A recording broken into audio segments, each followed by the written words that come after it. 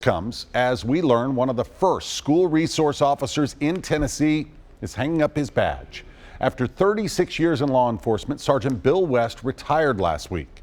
Well, News Channel 5's Jason Lamb sat down with West to get his perspective on the impact of SROs in schools and nationwide calls from groups like Black Lives Matter to remove them. After spending decades inside Rutherford County schools, Sergeant Bill West is now the last of the first. Could never turn away from it. Just always, those kids kept me young. And West was one of the first 5 officers the Rutherford County Sheriff placed in schools in 1993, the first school resource officers in the state.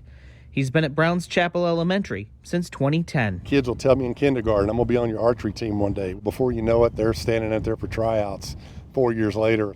Just their smiles and silly jokes that we all pass back and forth for only a kid could come up with. West retired last week, and it's those positive relationships with the kids he says he'll miss. Relationships, it's, now we see a lot of that around the country, where times are changing. But we see that relationships is what this is all about. West says it's the lack of relationships with law enforcement that's partly fueling the movement we're seeing right now.